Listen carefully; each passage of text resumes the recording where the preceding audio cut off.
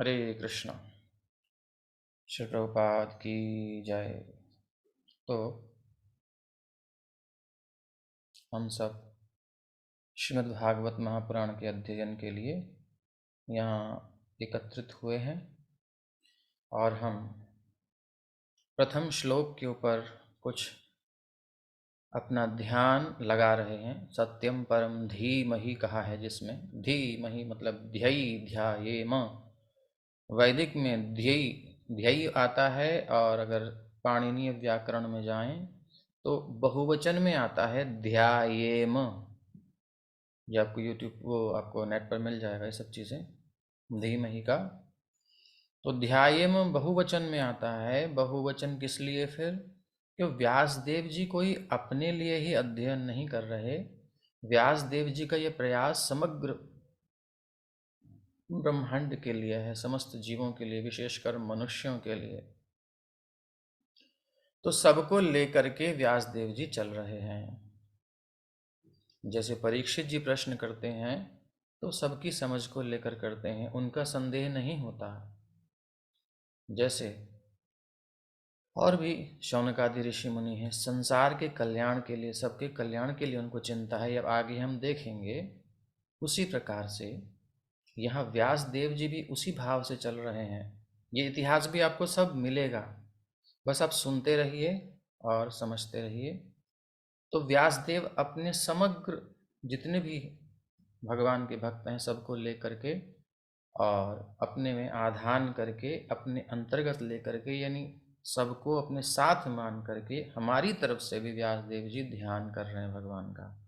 अथवा यूं कह रहे हैं कि तुम हमसे अलग मत रहो, हम तुम्हारे सबके लिए ये प्रयास कर रहे हैं, तो मेरे इस ध्यान में तुम भी सम्मिलित हो जाओ, अर्थात भागवत को समझो। ध्यायेम वयं ध्यायेम, हम सब भगवान पर अपना ध्यान एकाग्र करते हैं। ध्यान हम एकाग्र कर रहे हैं, तो यही हम कर रहे हैं, इसलिए इसमें ध्यान से ही लगना होगा। सत्यम परम धीमहि। तो भागवत पर ध्यान करें तो बड़ी महिमा है भागवत की। श्रीमद् भागवत भगवान का वांग्मय स्वरूप है। कहा गया है कि यहीं पर आपको सब मिल जाएगा। भागवत में अगर द्वारिका जाने की इच्छा है, चार धाम करने की इच्छा है, सब लीलाएं यहीं पर हैं सूत्र रूप में। आपको गोवर्धन चाहिए, भागवत में है। आपको भगवान का गोकुल चाहिए, भागवत में है। 84 कोस परिक्रमा करनी है, भागवत में सूत्र रूप से सभी हैं। सर्वे तीर्थाणी, सारे तीर्थ श्रीमद् भागवत में विश्राम करते हैं। तो जो भागवत का अध्ययन करता है उसे किसी तीर्थ में जाने की आवश्यकता नहीं है। अपने उद्धार के लिए, प्रचार के लिए तो कहीं भी जा सकते हैं। और भागवत का जो अध्ययन कर रहा है उसे कहीं किसी प्रकार के अन्य पुण्य को करने की आवश्यकता नहीं है, क्योंकि पुण्य श्रवण कीर्तन, इससे बढ़ा कोई पुण्य नहीं है जी। तो आप पुण्य भी कर रहे हैं, आप तीर्थ भी कर रहे हैं, आप हर प्रकार का साधन कर रहे हैं।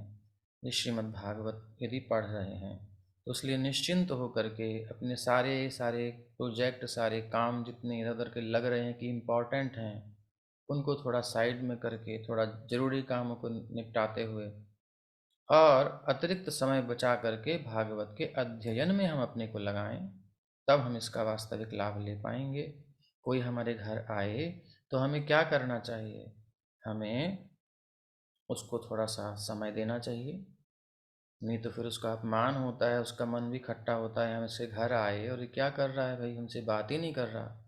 तो श्रीमद् भागवत किसी भी प्रकार से आप तक पहुँचिए, ये संदेश पहुँचा। वांग्मयी मूर्ति भगवान का शब्दमय स्वरूप है। ये ग्रंथ के रूप में, पुस्तक के रूप में आपके घर पहुँचा हुआ है, अथवा ये जो अभी चल रहा है इस प्रोसेस में ऑनलाइन आपके घर ये पहुँचा है, आप इसमें सम्मिलित हुए हैं एक बार भी, तो आप सबसे निवेदन है कि थोड़ा समय दीजिए। और जीवन में तो बहुत कुछ किया है, लेकिन ये शायद नहीं किया होगा, नहीं ही किया होगा, ऐसा हम कह सकते हैं। तो इसको एक बार करके देखिए, धैर्यपूर्वक, उत्साह से, धैर्य से, उत्साहात् निश्चयात् धैर्यात् तत्तत्कर्म प्रवर्तनात् संगत्यागात् सतोवृत्तेः षड्भिर्भक्तिः प्रसिद्ध्यति, तब हमारे अंदर आनंद की बढ़ोतरी होगी। तो आप सब अपने अपने पुस्तक को, ग्रंथ को देखें। कल हमने प्रथम श्लोक में वर्णन सुना कि हर पैराग्राफ में क्या है। आप अपना नोट्स बनाइए और हमें दिखाइए। अगर कोई प्रीचिंग करने के लिए या अंडरस्टैंडिंग के लिए नोट बना रहा है तो आपका आमंत्रण है, आप प्रश्न कर सकते हैं, हमें अच्छा लगेगा। तो हमारी भी दृष्टि कुशाग्र होगी। जिस बात को हम नहीं समझ पाए, हो सकता है आपकी दृष्टि वहाँ गई हो, तो हम भी उसे देख पाएंगे, हमारी भी हेल्प हो जाएगी, तो हमें आपकी सहायता मिल जाएगी। हम स्टडी कर रहे हैं आपके साथ। तो ये श्लोक सबने याद भी किया, बहुत अच्छा लगा। जिन्होंने पहले कभी श्लोक याद भी नहीं किया था, उन्होंने भी हमें ऑडियोज भेजे और प्रॉपर जिनकी कमियां थी उनको दूर किया गया और उन्होंने याद भी अच्छा किया है। जिन्होंने भी प्रयास किया है, जो अभी भी करना चाहते हैं वो कर सकते हैं। श्लोका का हमारा सेशन जो पर्सनल होता है, जो इंटरेस्टेड है उनके लिए। तो इस श्लोक को एक बार और पढ़ लेते हैं और इसके अन्य स्वरूपों को भी देखते हैं, इसमें और भी अर्थ जो निकल रहे हैं। ओम नमो भगवते वासुदेवाय। जन्माद्यस्य यतोऽन्वयादितरतश्चार्थेष्वभिज्ञः स्वराट् तेने ब्रह्महृदाय आदिकवये मुह्यन्ति यत्सूरयः तेजो वारिमृदां यथा विनिमयो यत्र त्रिसर्गो मृषा धाम्ना स्वेन सदा निरस्तकुहकं सत्यं परं धीमहि। तो इसमें कल हमने एक बिंदु लिया था विशेष, जो हमें समझना था हमारे जीवन के लिए। प्रचार से पहले आचार आवश्यक है। तो हमारी ही अंडरस्टैंडिंग क्लियर नहीं होगी, दूसरे को हम क्या समझाएंगे। तो पहले तो हमने ये समझा कि इस संसार में जो सुख की अनुभूति होती है, जो सुख की आशा हमारे अंदर है, ये एक छलावा मात्र है कि यहाँ सुख है। इच्छा छलावा नहीं है, इच्छा होनी चाहिए, सबके अंदर स्वाभाविक होती है। आनंद की प्राप्ति की, सुख की प्राप्ति की, तृप्ति की, सेटिस्फैक्शन की, हैप्पीनेस की, ब्लिस की, कुछ भी नाम रख लो।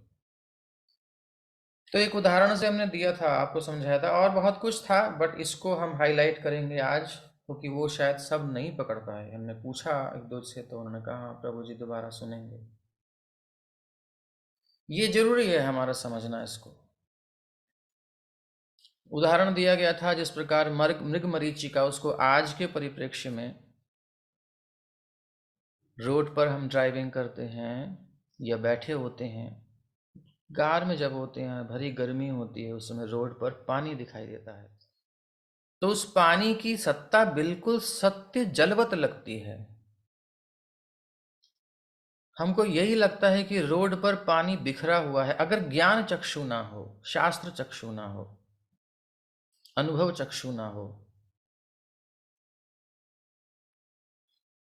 एक बार तो धोखा खाता ही है। फर्स्ट टाइम हमने जब देखा था तो हमने कहा, हम कोई डिवोटी हमको ले जा रहे थे और गाड़ी में ले जा रहे थे, हमने कहा प्रभु जी ऐसा लग रहा है बताओ पूरी धूप हो रही है, कहाँ ऐसे लग रहा है बरसात में से पानी गिरा हुआ, सर पे पानी पड़ा हुआ है। हम अपनी बात बता रहे हैं। तो उन्होंने कहा नहीं प्रभु जी ये रिफ्लेक्शन है। अच्छा ये वो है, तब हमको समझ में आया। अब वो पानी दिखता है तो हमें प्रभाव नहीं पड़ता। संभवतः आपके साथ भी ऐसा ही होता होगा। तो इसी प्रकार से इस संसार रूपी रोड पर, इस भौतिक जगत में तृप्ति, प्रीति, प्रेम, आनंद, सुख, ब्लिस, हैप्पीनेस का पानी दिखता तो है, मना नहीं करेंगे आपको, दिखता तो जरूर है और बिल्कुल सच्चा वाला दिखता है, बट आप उसे कभी प्राप्त नहीं कर पाएंगे। इसको लिख करके रख लीजिए। इसी भ्रम में पूरी दुनिया जा रही है। और पहले श्लोक में श्रील व्यासदेव हम पर अत्यंत करुणा करते हुए इस भ्रम का निवारण कर रहे हैं, इस भ्रम को तोड़ रहे हैं। प्रभुपाद जी अपने तात्पर्य में उसको स्पष्ट किए ही हैं। इस पर कुठाराघात करना है, हमारे अपने मन को समझाना है, अपनी बुद्धि को समझाना है कि दिखता है लेकिन है नहीं। फिर हमने ये भी समझा कि जल जो दिख रहा है वो नहीं है, ठीक है, लेकिन अंदर इच्छा तो है। तो एक नियम है, जैसे कि मोबाइल बना है, चार्जर बना है, तो चार्जर बना है तो मोबाइल भी होगा, या मोबाइल बना है तो चार्जर भी होगा। कनेक्शन होता है। आंख है तो रूप भी होगा, कान है तो शब्द भी होगा। तो हमें यह समझना है कि आशा है तो उसकी परिपूर्ति भी भगवान ने बनाई है। स्विच है तो प्लग भी है, तो इच्छा है तो उसकी पूर्ति भी है। लेकिन कहाँ करनी है, इसमें कंफ्यूजन है, इसमें भ्रम है। तो इस मृग मरीचिका में, संसार में सुख की आशा में न रहें। एक लड़का शादी करता है, विवाह करता है लड़की से, इसलिए वो मिलेगी तो बात बन जाएगी, जीवन में एक सुख आएगा, शांति आएगी, हेल्प होगी, ये होगा वो होगा, दुनिया भर की चीज़ें। बट जितनी एक्सपेक्टेशंस हमारी लड़की की लड़के से, लड़के की लड़की से होती हैं, क्या वो पूरी होती हैं? कभी नहीं होती, किसी की भी नहीं होती। एक कंफ्यूजन, एक भ्रम होता है कि आहा मिल गया, बस मिल गया। वो क्या है? वो भी एक भ्रम है। उस वस्तु में सुख नहीं, उस व्यक्ति में सुख नहीं है, वो तो अपना ही सुख भासता है उसमें। जिस प्रकार कुत्ता हड्डी को, सूखी हड्डी को काट काट के उसके मुंह से मसूड़े से खून निकलने लगता है, उसी रक्त को वो अपनी जिह्वा पर जब वो अनुभव करता है तो वो सोचता है कि इस हड्डी में से निकल रहा है। ऊंट जिस प्रकार कटीली झाड़ियां खा करके मसूड़े छिलने के कारण उसमें जो मुख में रक्त आता है, सोचता है कितना स्वादिष्ट है। उसी प्रकार हम ही अपनी शक्ति का व्यय करके, ऊर्जा को नष्ट करके, और उस सुख का अनुभव करते हैं। कैसे अनुभव होता है? आत्मा आनंद का अंश है। मन का खेल है। मन जब समाहित होता है, किसी भी उपाय से समाहित हो जाए, तो उसमें कुछ स्थिरता होती है। उस स्थिरता के कारण उसमें जो आत्मा का प्रतिबिंब, भगवान का कुछ प्रतिबिंब पड़ता है, वेदांत की शैली है, तो उसमें वह आनंद भासता हो जाती है, आनंद की अनुभूति उसको होती है उस क्षण के लिए, जिस क्षण वो समाहित होता है। आप देखिएगा, संसार में कभी भी आपको सुख मिला होगा तो आपका मन स्थिर होगा बिल्कुल उस समय, कुछ सेकंड्स के लिए हो चाहे कुछ भी हो। हम स्वयं की भी मतलब सत्ता भूल जाते हैं कि मैं कौन हूं, मतलब उस सुख को ही मानते हैं, उसी में खो जाते हैं। सबकी अपनी अलग अलग परिस्थितियां, कुछ क्षण सबके जीवन में आए होंगे ऐसे, तो वो उस व्यक्ति वस्तु में नहीं है। ये हमारे मन का खेल है सारा, और आत्मा का संपर्क होने के कारण, भगवान का संपर्क होने के कारण ही होता है। अब ये होता है विषयानंद। इस आनंद को ऊंचा उठाएंगे तो फिर विषयों के त्याग से जो आनंद, स्वर्ग, इसमें इसको श्रुतियों में, उपनिषदों में बड़ी सुंदर एक कथा के रूप में बताया गया है।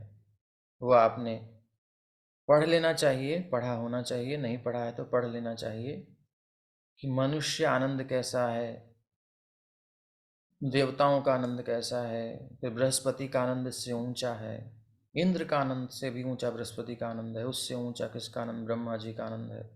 ऐसे करते करते करते करते जो स्वर्ग तक की, ब्रह्मलोक तक की कामनाओं से रहित हो जाता है, जिसका चित्त, उसमें कोई कामना नहीं रहती, उसको जैसा सुख आनंद का अनुभव होता है, वो इन सबको नहीं होता। मतलब इसमें साइंस यही है, विज्ञान यही है कि चित्त स्थिर कर लिया जाए और निर्विषय कर दिया जाए तो कुछ सुख का अनुभव होता है, लेकिन वो चरम नहीं होता। क्यों? हम आत्मानुभव करते हैं, आत्मानंद का अनुभव करते हैं, लेकिन श्री कृष्ण के साथ उसका आदान प्रदान नहीं होता, वर्धन नहीं होता। जिसे श्री चैतन्य महाप्रभु कहते हैं आनंदाम बुद्धि वर्धनम। आनंद का समुद्र बढ़ता रहे, बढ़ता रहे, नई नई उर्मियां उसमें आए, तरंगे आए, आनंद की तरंगे, जिसे श्रीपाद रूप गोस्वामी ने भक्ति रसामृत सिंधु में स्पष्ट किया है। तो ये सब भाव, विभाव, अनुभाव, संचारी भाव आदि सब मिलकर के वो बड़ी ऊंची बात है। तो सबसे पहले हमारा ये भ्रम तोड़ा इस श्लोक में कि हम संसार में जो सुख समझ रहे हैं वो सुख है, इसको तोड़ करके कहते हैं ये सुख नहीं है। यहाँ किसी व्यक्ति वस्तु में मत अटको। तो क्या करें? केवल सेवा, केवल सेवा करनी है हमें। यहाँ कोई कुछ नहीं करना, एंजॉय यहाँ नहीं हो सकता इस भौतिक क्षेत्र में। तो फिर प्रभुपाद जी कहते हैं कि संसार उसके लिए दुखदाई है जो भौतिक चेतना के स्तर पर है, जो भौतिक जगत उसके लिए दुखदाई है। जो कृष्ण भावना में आ जाता है उसके लिए दुखदाई नहीं होता। तो बात वही आ गई, कृष्ण कॉन्शियसनेस, कृष्ण चेतना, कृष्ण भावना की ही बात है। तो अपने इसलिए भगवान श्री कृष्ण कहते हैं मन मना भव मत भक्तो मत्याजी मांग नमस्कुरु। उनको स्वार्थ नहीं है, उनके पास रस की पाइपलाइन है। बट वो ये कहते हैं कनेक्शन तुम मुझसे ले लो, मैं देने को तैयार हूं। उन्हें हमसे कुछ चाहिए नहीं। वो हमसे कुछ मांगते हैं तो ऐसे ही है जैसे कि भैया ये रस का दान करना है, कोई बर्तन है क्या तुम्हारे पास? भगवान को मांगना ऐसा है, उन्हें कुछ चाहिए नहीं। जैसे कोई कहे कि भैया हमारे पास टैंकी में जो है नॉब है उसको हम खोल देंगे लेकिन बह जाएगा, तुम्हें कहाँ दें? कोई पाइप वाइप है तुम्हारा तो लाओ लगा दो। तो कृष्ण इस प्रकार से हमसे कहते हैं कि सर्वधर्मान परित्यज्य मामेकं शरणं व्रज, मयि एव मन आधत्स्व, मुझ में ही मन को लगाओ तो तुमको रस का संचार होगा, और कहीं और लगा दिया तो दुख का संचार हो जाएगा। कर्म मिश्रा, ज्ञान मिश्रा, योग मिश्रा भक्ति मत करो, शुद्ध भक्ति करो। तो ये भगवान कृष्ण का कहना है कि मय्येव मन आधत्स्व, और वही तो इस श्लोक में कहा गया, सत्यम परम धीमहि। श्री गौर गोविंद गोस्वामी महाराज जी कहते थे, या कहते हैं उनके वाक्यों में, कि भगवान ने हमको कितना बड़ा अवसर दिया है, हमने कहाँ कहाँ मेडिटेट नहीं किया, गंदी गंदी जगहों पर मेडिटेशन किया है, अपने चित्त को लगाया है। अब हमें वो विषय मिला है, कितना बड़ा कितना सुंदर विषय मिला है, इस पर हम अपने मन को एकाग्र करें। सत्यम परम धीमहि, बोला बहुत जा सकता है, इसको समझना है। बस इतनी बात इसमें समझ में आ गई कि वो मेडिटेशन करने के लिए कृष्णा है, मेडिटेट उन्हीं पर करना है। जहाँ किए हुए हैं वहाँ से हटा दीजिए, वो गलत जगह है, वहाँ कुछ नहीं मिलेगा। शारीरिक दृष्टिकोण हटा दीजिए। पृथ्वी जल अग्नि वायु आकाश मन बुद्धि चित्त अहंकार भौतिक प्रकृति है, इससे परे पुरुष हैं भगवान, उनमें हम अपना मन लगाएं। यही इस श्लोक का तात्पर्य है और इसका विस्तार करें तो ये श्रीधर स्वामी पाद के अनुसार प्रभुपाद जी ने यहाँ पर हमें दिया। अब आगे इस तात्पर्य के बिल्कुल अंत में हम लेंगे, ये सब बातें क्लियर हो गई। इसका प्रमाण भी है कि भागवत पुराण यही पुराण है, और ये गायत्री का भाष्य है, वेदों का भाष्य है, मतलब वेदों का सार स्वरूप है, उपनिषदों का सार स्वरूप है, सब कुछ यही है, इससे आगे कुछ नहीं है। वेदांत सूत्र का भाष्य है विशेषकर। तो अब अंतिम पैराग्राफ से सेकंड पहले वाले पैराग्राफ में हम चलेंगे कि श्रील विश्वनाथ चक्रवर्ती ठाकुर ने मौलिक और शुद्ध यौन मनोविज्ञान आदि रस की विशेष विवेचना की है, जो समस्त भौतिक उन्माद से रहित है। इसको बहुत अच्छे से समझना है हमें, ये बहुत बड़ी हमारी गलत फहमी है संसार में। नहीं तो इसमें डिवोटीज़ भी कई बार जो न्यूफाइड होते हैं या कई समय बहुत समय से भजन कर रहे हैं, उनके अंदर भी चीज़ें आती हैं। तो ये अज्ञान के कारण ये सब चीज़ें होती हैं, कहीं कहीं आकर्षण हो जाता है, कुछ हो जाता है, ये सब चीज़ें कुछ वैष्णव अपराध के कारण होता है, वो केस अलग है, उसका कुछ नहीं कर सकते। लेकिन जो साधना कर रहे हैं, जो भक्ति कर रहे हैं, उनके अंदर ये बात समझनी बहुत जरूरी है। तो श्री विश्वनाथ चक्रवर्ती ठाकुर ने मौलिक और शुद्ध यौन मनोविज्ञान की विशेष विवेचना की है, जो समस्त भौतिक उन्माद से रहित है। उन्माद पागलपन, जैसे कुत्ता सूखी हड्डी में रस ढूंढ रहा है, ये उसका पागलपन है, मूर्खता है। जैसे ऊंट कटीली झाड़ी में सुख का अनुभव करता है, रस का अनुभव करता है, ये उसकी मूर्खता है, पागलपन है, उन्माद है। ऐसे ही हम एक शरीर को स्पर्श करके, भोग करके और उससे रस का अनुभव करना चाहते हैं, ये हमारा उन्माद है, ये पागलपन है, हमारा भ्रम है हमारा। स्पष्ट रूप से देख सकते हैं इन शरीरों में क्या है, चाहे किसी भी तरफ हो, स्त्रीलिंग हो, पुल्लिंग हो, इसमें है क्या? दोनों का मैटर एक ही है। पृथ्वी जल अग्नि वायु आकाश मन बुद्धि चित्त अहंकार, बस हो गया।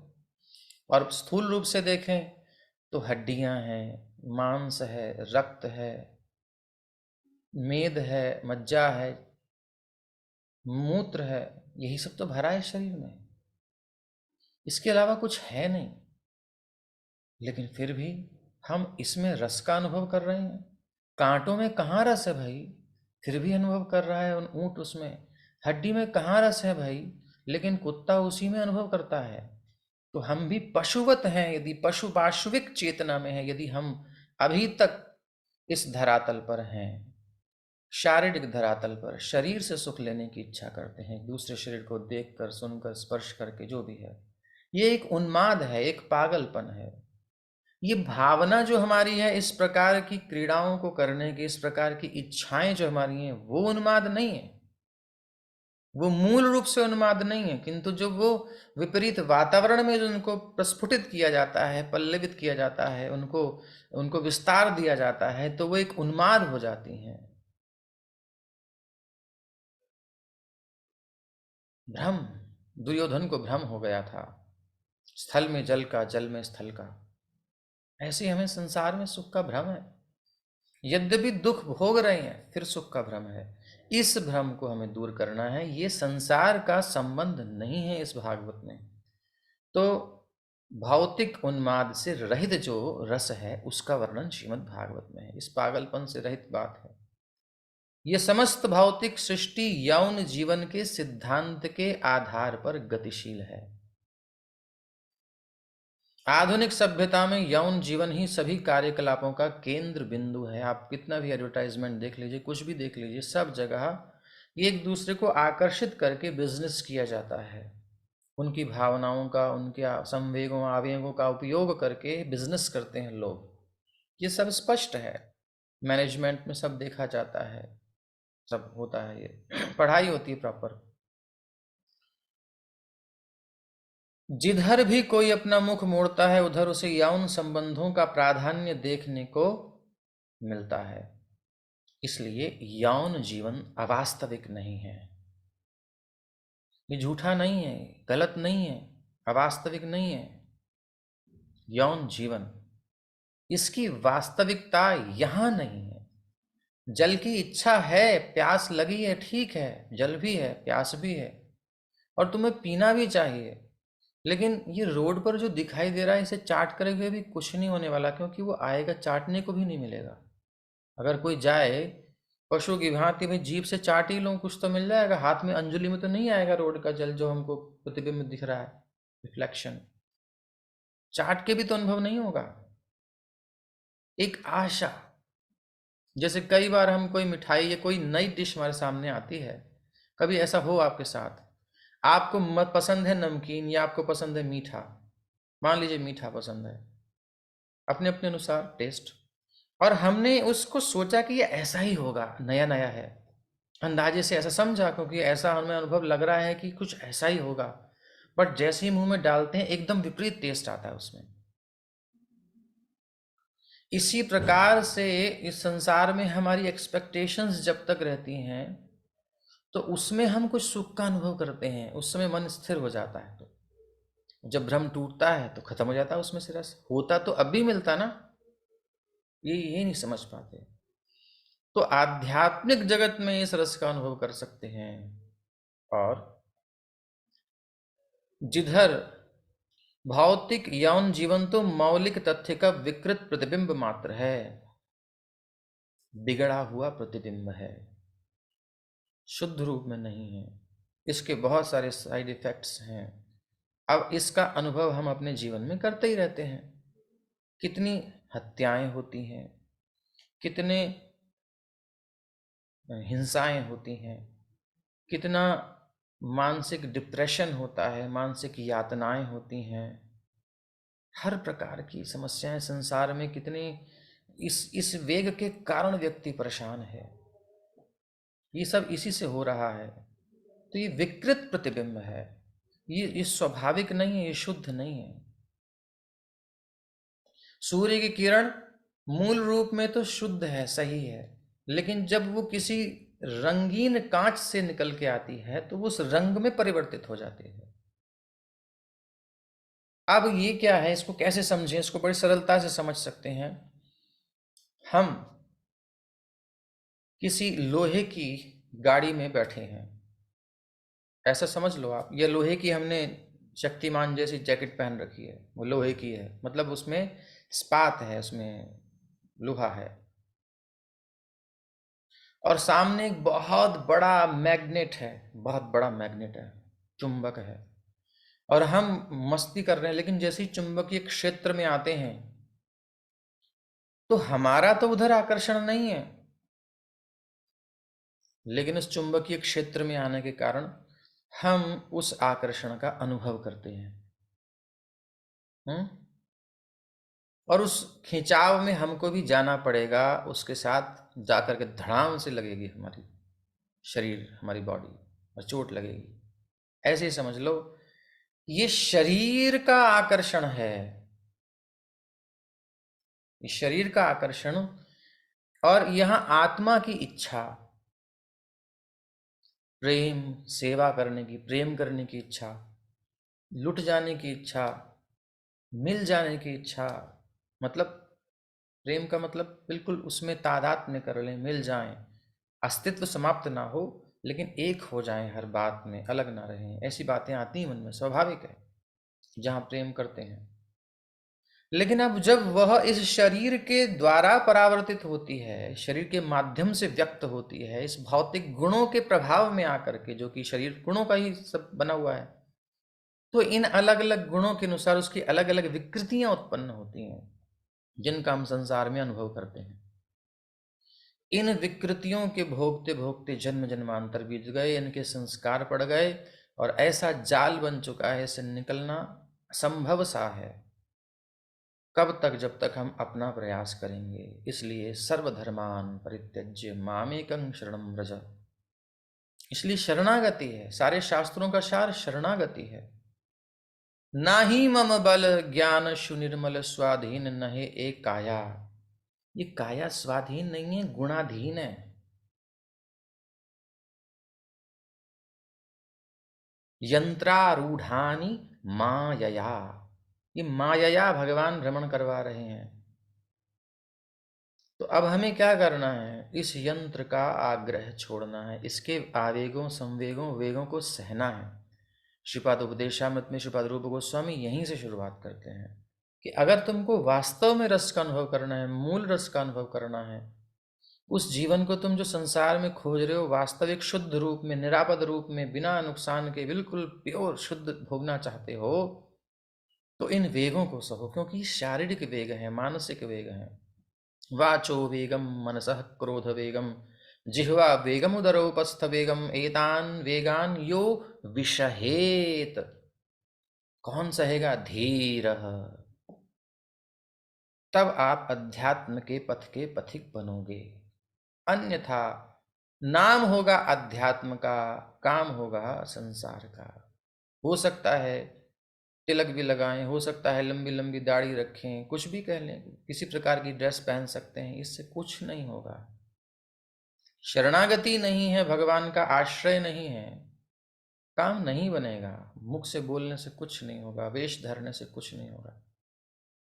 हाँ, कृष्ण की तरफ से यदि कृपा हो जाए, पूतना जैसी का भी भगवान उद्धार कर दें, पकड़ के खींच लें कि चल कहां पड़ी इधर आ,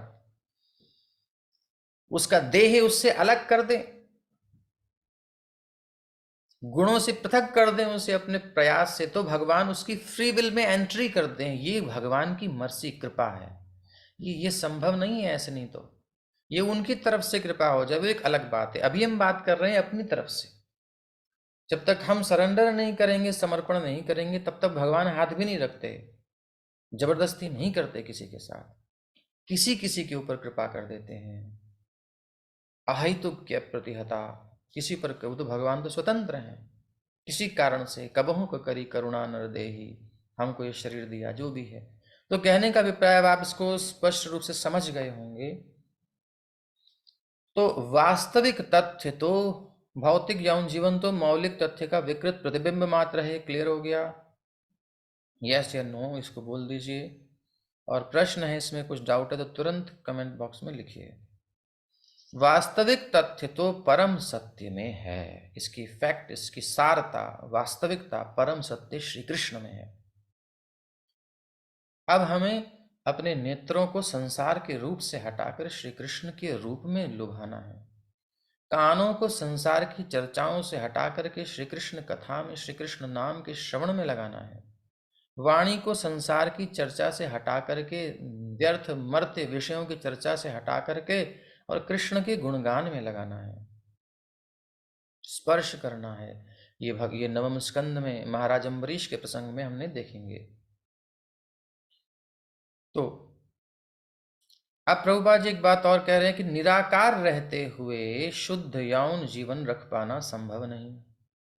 चाह रहेगी रस पीने की, संसार में मिलेगा नहीं, और निराकार कोई परेशान होकर के, फ्रस्ट्रेट होकर के कहे कुछ नहीं है संसार में, भाई संन्यास लो, त्याग दो, मोक्ष हो जाए तो निराकार ब्रह्म में लीन हो जाएगा, तो निर्विशेषवादी चिंतकों ने गर्हित सांसारिक यौन जीवन को अप्रत्यक्ष प्रोत्साहन दिया है। क्यों? क्योंकि उन्होंने परम सत्य की निराकारता पर अत्यधिक बल दिया है। प्यार करने की इच्छा, सेवा करने की इच्छा सबके अंदर है, स्वाभाविक है, लेकिन और जो उसका सब्जेक्ट है, जो उसका विषय है, वो नहीं पता। जहां तहां लगाते हैं और धोखा खाते हैं, तो फिर कुछ है ही नहीं तो खत्म कर दो। ये आत्महत्या जैसी है ये निराकारता, लेकिन उसमें संतुष्टि होती नहीं है। इसलिए इसको पूर्ण रूप से कोई अनुभव करना चाहे, फुलफिलमेंट चाहे, तो फिर उसको निराकार चिंतन से ऊपर जाना पड़ेगा। इसीलिए काम के वास्तविक आध्यात्मिक रूप को न जानने के कारण मनुष्यों ने विकृत भौतिक काम वासना को ही सब कुछ मान रखा है। बस यही है सब कुछ। दुनिया पागल हो रखी है। रुग्ण यानी बीमार भौतिक अवस्था की काम वासना और आध्यात्मिक कामना में जमीन आसमान का अंतर मैं अपनी तरफ से जोड़ रहा हूं, अंतर है। बिल्कुल अपोजिट हैं, बिल्कुल विपरीत हैं। तो कभी भी श्री राधा कृष्ण की लीलाओं को, गोपिकाओं की लीलाओं को, उनके व्यवहारों को इस भौतिक धरातल पर स्त्री पुरुष के प्रसंगों से जोड़ने का अपराध मत कर दीजिएगा। ऐसा संसार के श्रोताओं से, जो कि भागवत की शरण में आए हैं, प्रथम मंत्र में ही स्पष्ट कर दिया गया। क्योंकि यहाँ यदि कुछ ऐसा दिखता है तो उसका धरातल बहुत ऊंचा है। ये चर्चाएं आगे भी स्पष्ट होंगी, लेकिन जिस दलदल में पूरी दुनिया फंसी है, इससे निकालने के लिए व्यासदेव जी ने बड़ी कृपा की, प्रभुपाद जी ने उसे स्पष्ट किया। ये हमारे विश्वनाथ चक्रवर्ती ठाकुर जी का प्रकाश है। ये श्रीमद् भागवत पूर्व आग्रह रहित पाठक को, इसको पढ़ने से पहले हमें क्या करना होगा? हमारे अपने पूर्वाग्रहों को छोड़ना होगा। सकलमेव विहाय दूरात, जो भी हमारे अनुभव, जो भी हमारी बातें, जो भी हमने सीखा, पढ़ा, लिखा, कहां से लिया? व्यासोच्छिष्टम जगत सर्वम, किसी पुराण से लिया होगा, किसी और शास्त्र से लिया होगा। जब सब रचनाएं व्यास देव जी की ही तो हैं। तो अब यहां आप आए हैं, यह भी व्यास देव जी की ही रचना है। रचना कहने का अभिप्राय ये नहीं कि उन्होंने बनाया है, ये उनको स्फुरित हुआ है, प्रकट हुआ है समाधि में। कैसे? ये आगे चर्चा आएगी। तो नित्य है ये, तो उनकी ही द्वारा प्रकट हुआ है, तो परिपक्व अवस्था में प्रकट हुआ है। इसलिए सुप्रीम कोर्ट का डिसीजन जब आए तो अन्य कोर्टों के डिसीजन की कोई वैल्यू नहीं रहती है उसमें। इसलिए अन्य अन्य शास्त्रों में यदि कुछ विरोधाभास मिले आपको, तो कभी यहां लेकर मत आना कि भाई यहां ये लिखा है, वहां वो लिखा है। समझ लो वो कोर्ट छोटा था, उसका स्तर अलग था, मामला दूसरा था, क्या था वो वहां का छोड़ो। यहां आप आए हो तो अब इसका डिसीजन स्वीकार करो। इसीलिए अगले श्लोक में आएगा, धर्मः प्रोज्झित कैतवोत्र। अत्र श्रीमद् भागवते, इस श्रीमद् भागवत में जिसमें आप आए हो, शरण में आए हो, यहां उनकी चर्चा नहीं है। यहां यदि धर्म अर्थ काम मोक्ष की किंचित चर्चा आती है तो उसका लक्ष्य क्या है? दशमस्य विशुद्ध्यर्थम नवानामिह लक्षणम। भगवान श्री कृष्ण के प्रति आकर्षण में, प्रेम में उनको ले जाना, उनकी शरण में ले जाना, उनसे प्रेम करना सिखाना, यही यही ये पंचम पुरुषार्थ देना चाहते हैं। तो श्रीमद् भागवत को पढ़ने से पहले पूर्व आग्रह छोड़ना पड़ेगा, पूर्ण श्रद्धा, पूर्ण विश्वास, पूर्ण, क्योंकि एक ही व्यक्ति ने प्रकाश किया है इसका, समस्त शास्त्रों का कोई दो नहीं है जो प्रामाणिक शास्त्र हैं। तो व्यासोच्छिष्टम जगत सर्वम, ये स्पष्ट हो गया। धीरे अगर हम इसे ऐसे पढ़ेंगे, तो आप सब पढ़ने के लिए हम आए हैं, अध्ययन कर रहे हैं, हम पाठक हैं। तो पाठक को ये श्रीमद् भागवतम धीरे धीरे शनै शनै उपरमे तद्बुद्ध्या, धीरे धीरे संसार से उठेगी बुद्धि, धीरे धीरे आकर्षण हमारे खत्म होंगे, एकदम से नहीं, धीरे धीरे अध्यात्म की पूर्ण अवस्था तक ले जाने वाला है। बड़े प्रेम से लेके जाएगा, बस नियम से श्रवण करना है। यह मनुष्य को 3 प्रकार के भौतिक कार्यों, सकाम कर्म, काल्पनिक दर्शन और कार्यकारी देवताओं की पूजा से ऊपर उठाने में सक्षम बनाएगा। हमारी जितनी आकर्षण, हमारी जितनी उपासनाएं, पद्धतियां, हमारे जितने इतने बन गए हैं सब, वही फलाने पुराणों में ये लिखा है, उसकी पूजा करो, ये करो, ऐसा करो, वो धर्म है, इसका प्रति कर्तव्य, उसके प्रति कर्तव्य, वो जिस उद्देश्य से किया गया था वो उद्देश्य यहाँ परिपूर्ण रूप से प्रस्फुटित हो रहा है।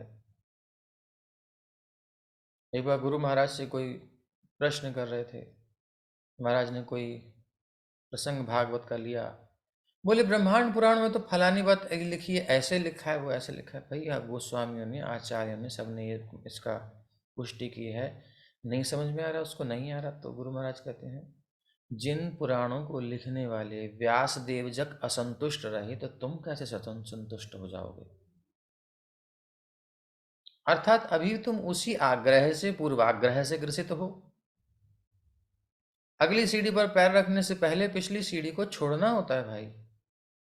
छत पर पहुंचने के बाद सीढ़ी बचती नहीं। तो श्रीमद् भागवत एक छत की भांति है, जब यहां तक पहुंचना है तो एक है क्रम से त्रिगुणों की परंपरा में, तमोगुण, रजोगुण, सत्वगुण।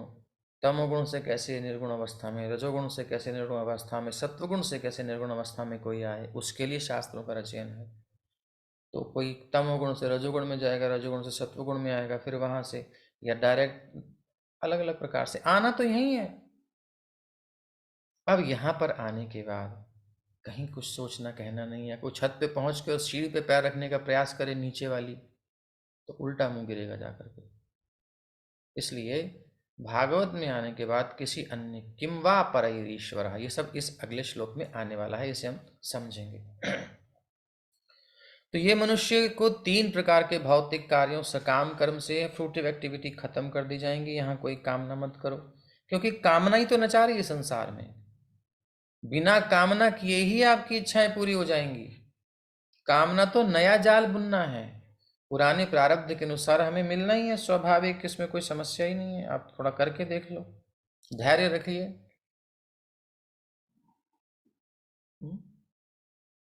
प्रयास करना है श्री कृष्ण के लिए, आलसी तो बनना ही नहीं है, बिल्कुल नहीं बनना आलसी। तो सकाम कर्म नहीं है, काल्पनिक दर्शन नहीं है, भगवान कौन है, ब्रह्म क्या, उसकी कल्पना करते रहो, नहीं, ईश्वर श्री कृष्ण है, क्लियर हो गया। कार्यकारी देवताओं की पूजा देव पूजा से भी ऊपर उठाता है, अर्थात देवताओं को भगवान के अंश स्वरूप देख करके भगवान के चरणों में समर्पण करने से समस्त देवता तृप्त हो जाते हैं। यह हम आगे देखेंगे। जिस प्रकार पेड़ की जड़ में जल देने से पेड़ तृप्त हो जाता है, उस प्रकार से उदर में भोजन डालने से शरीर तृप्त हो जाता है, उस प्रकार से श्री कृष्ण की इज्या, उपासना, भक्ति से, सेवा से सबकी सेवा हो जाती है, समस्त देवता तृप्त हो जाते हैं, कुछ करने की आवश्यकता नहीं है अलग से। सब हो जाएगा। पूरा मन यहीं लगाओ, मई एव मन आधत स्व। तो इससे ऊपर उठाने में सक्षम बनाएगा हमारे चित्त को, जिनका विधान वैदिक श्लोकों में है, यानी कि वेदों में जिनका वर्णन है। तो इसलिए गीता में भगवान कहते हैं त्रैगुण्य विषया वेदा निस्त्रैगुण्यो भवार्जुन। छत बनाने के लिए नीचे उसको आधार चाहिए होता है, बल्लियां लगाई जाती हैं, ऊपर कुछ लगाया जाता है। लेकिन जब छत पक्की हो जाती है तो उसे हटा दी जाता है, नहीं तो फिर वो घर कैसे रहेगा कोई उसमें। तो ये सब वैदिक विधि विधान जिस उद्देश्य से स्थापित किए गए थे, यदि आप उस उद्देश्य को समझ गए तो अब उन बल्लियों की कोई आवश्यकता नहीं रह गई। नहीं समझे तो आप जाने, समझ गए तो कोई आवश्यकता नहीं। तो भागवत के चरण में आने के बाद आप केवल कृष्ण का आश्रय लीजिए, केवल भागवत का आश्रय ले लीजिए, पर्याप्त है श्रीमद् भागवतम। तो ये श्रीधर स्वामी पाद और कुछ विश्वनाथ चक्रवर्ती ठाकुर जी का हमने जो है आधार लेकर के प्रथम श्लोक को समझा, और इसके ऊपर थोड़ी सी और जो है चर्चा यदि करें तो श्रीपाद विश्वनाथ चक्रवर्ती ठाकुर जी ने इसके ऊपर कुछ अपना और विस्तार दिया है। जन्माद्यस्य यतः, भगवान श्री कृष्ण, इसमें लीला भी है भगवान की। जन्माद्यस्य, अस्य जिनकी चर्चा भागवत में है, उनका जन्म आदि कहाँ हुआ? गोकुल में नहीं, मथुरा में हुआ। मथुरा में कंस की जेल में हुआ, और वहाँ वसुदेव जी के यहाँ जन्म हुआ। और अन्वयात इतरतः, इतरतः अन्यत्र, और वो जन्म लेकर के कहाँ चले गए? अन्यत्र। कहाँ? गोकुल में चले गए जन्म लेते ही। क्लियर? अर्थेष्वभिज्ञ, क्यों चले गए भाई? क्योंकि भगवान अर्थेषु कंस प्रवंचनादि प्रयोजनेषु अभिज्ञ। अभिज्ञ मतलब जानने वाले। वहाँ सृष्टि के प्रक्रम में अलग अर्थ था, यहाँ पे लीला में है।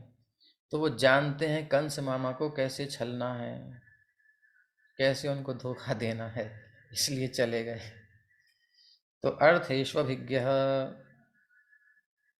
और दूसरा अर्थेष्वभिज्ञ, इधर इनको कैसे छलना है और उधर अपने भक्तों को कैसे रस देना है, जो गोकुल में मेरी प्रतीक्षा कर रहे हैं, जो मेरे संगी हैं, ग्वाल बाल हैं, सब हैं, गोपियां हैं, नंद बाबा यशोदा हैं, उन्हें कैसे रस प्रदान करना है, उनको तृप्त करना है।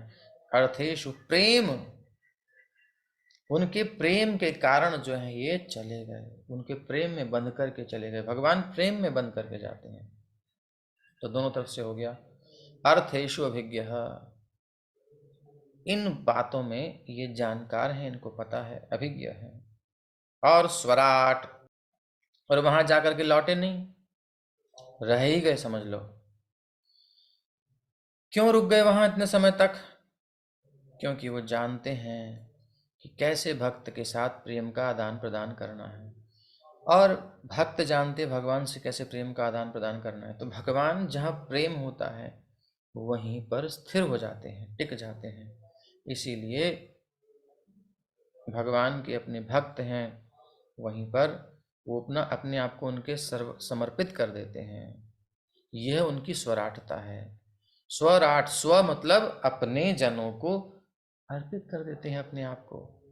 मैया यशोदा के हाथ में कन्हैया ने अर्पित कर दिया, बंधवा लिया अपने आप को। दामोदर मास में हमने कितना गुणगान किया। तो प्रेम के बंधन में बंध जाते हैं, अपने आप को स्वजनों को अर्पित कर देते हैं। स्वराट। और आगे बड़ी सुंदर बात कहते हैं, ब्रह्मा जी के हृदय में उन्होंने ज्ञान प्रदान किया। क्या ज्ञान प्रदान किया? कि किस प्रकार से जो ग्वाल बाल हैं, ब्रह्मा जी ने बछड़ों की चोरी करी, ग्वाल बालों की चोरी करी। ऊपर गए तो छोड़ के आए, नीचे देखे वही हैं, फिर ऊपर जाए तो वही हैं। वो कुछ समझ नहीं आ रहा, बुद्धि में बुद्धि चकरा गई ब्रह्मा जी के। सत्यं के कतरे नेति ज्ञातुम न, कौन सत्य है कौन सत्य पता ही नहीं चल रहा, ब्रह्मा जी को भ्रम हो गया। तो फिर तेने ब्रह्म हृदय, उनके हृदय में ज्ञान प्रदान किया कि ये सब मेरा ही विस्तार है, ये सब मेरे जो ग्वाल बाल तुम्हें दिख रहे हैं मेरा ही स्वरूप है। ये सब मेरा ही स्वरूप है, ये भगवान ब्रह्मा जी के हृदय में प्रस्तुत किया। मुह्यन्ति यत् सूरयः, इस विषय में बड़े बड़े बुद्धिमान भी मोहित हो जाते हैं। नारद जी भी भ्रम में पड़ जाते हैं, भगवान की लीला नहीं समझ पाते। अरे बलदेवोपि, दाऊ दादा भी कह रहे हैं कि ये हो क्या गया, ये गैया अपने बछड़ों से इतना प्यार कर रही है, इतने बड़े बड़े बछड़े हो गए, और ये देखते ही मान ऐसे दौड़ी गैया बछड़ों के पास। एक बार क्या हुआ, बछड़े के सामने गैया आ गई, उधर बड़े ग्वाल बाल, इधर ये कन्हैया छोटे छोटे वत्सों को चाह रहे थे। अब वो गायों ने जैसे ही देखा दूर से, ऐसा आकर्षण जैसा श्री कृष्ण के प्रति होता है, कितने ग्वालों ने रोकने का प्रयास किया, आगे आगे खड़े हो गए, बहुत कुछ हुआ, लेकिन वो तो बल लगाकर पहुंच ही गई। इतना प्रेम प्रदर्शित किया बछड़ों के प्रति कि चाट चाट के बछड़ों को, गाय तो प्रेम चाट के ही करती है बछड़े को, मानो बिल्कुल चाट ही जाएंगी बिल्कुल, इतना प्रेम। दाऊ जी भी चक्कर में पड़ गए कि ये क्या, ऐसा तो कृष्ण के प्रति आकर्षण होता है जीव का शुद्ध अवस्था में, ये ग्वाल बालों की, बछड़ों के प्रति ये कैसे हो रहा है। बलदेवोपि मुह्यन्ति यत् सूरयः, हमारे बलराम जी भी मोहित हो गए। तब श्री कृष्ण ने उन पर जो उनकी महिमा को, उनको जब ध्यान दिया, तब समझ में, अच्छा तो ये सब आप ही हैं, इतने समय से पता ही नहीं चला हमें। ठीक है। तेजो वारी मृदांग यथा विनिमयो, और भगवान श्री कृष्ण की तो बात ही क्या है। तेजो वारी मृदांग यथा विनिमयो यत्र त्रिसर्गो मृषा। अब भ्रम होता है संसार में हमें सुख का, यहाँ पे क्या भ्रम होता है, यहाँ असुर जो होते हैं वो क्या सोचते हैं, श्री कृष्ण है, इसे मैं मार दूंगा, ये मरण धर्म है, ये एक साधारण कोई है, कोई पावर ज्यादा आ गई होगी इसके पास, इसे मरण धर्म समझ लेते हैं, मोहित हो जाते हैं।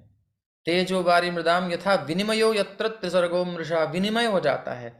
नित्य है भगवान, सर्वशक्तिमान है, उनको लगता है कि परिमित शक्ति है, मैं कब्जा कर लूंगा, मैं मार दूंगा। ये डीमॉन्स के प्रति, असुरों के प्रति इनकी ऐसी भावना हो जाती है, और खुद सोचते हैं कि मैं मरने वाला नहीं हूं, मैं मार दूंगा। तो विनिमय हो गया भावों का, जो नित्य है उसको नित्य मान लिया, जो अनित्य उसको नित्य मान लिया, भ्रमित हो गए। त्रिसर्गो मृषा धामना स्वेन सदा निरस्त कुहकम। स्वेन धामना, अपना धाम, अपना लोक, अपना स्वरूप, अपना सब कुछ भगवान रिवील कर देते हैं, अनुभव करा देते हैं हृदय में अपने भक्तों के। निरस्त कुहकम, उनके अज्ञान को, अपने विषय में जो अज्ञान है नष्ट कर देते हैं।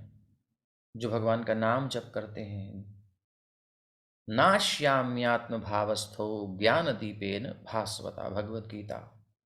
ददामि बुद्धि योगं तं येन मामुपयान्ति ते, भगवद गीता। तो भगवान अपने भक्त के हृदय के सारे अज्ञान को नष्ट कर देते हैं, उनको अपने विषय में बता देते हैं कि मैं क्या हूँ, क्या चाहता हूँ, कैसे रस का आदान प्रदान होगा। तो ऐसे प्यारे श्याम सुंदर के ऊपर हम अपना ध्यान लगाएं, मन लगाएं। सत्यम परम धीमहि, जो सत्य के रूप में जाने जाते हैं, ऐसे भगवान का हम ध्यान करें। तो अभी इतना ही हो पाया, अभी और हैं इसके अभिप्राय, उनको भी हम लेंगे, लेकिन आज नहीं, कल लेंगे। संभवतः कल ये श्लोक पूर्ण हो जाएगा। और भी इसके रसमय स्वरूप हैं, इसको एक बार देख लेते हैं। राधा कृष्ण परक भी अर्थ है, और जो रसिक अर्थ भी है, कि रस कैसे बह रहा है अध्यात्म जगत में, भक्ति योग के ऊपर भी अर्थ है, वो हम कर लेंगे।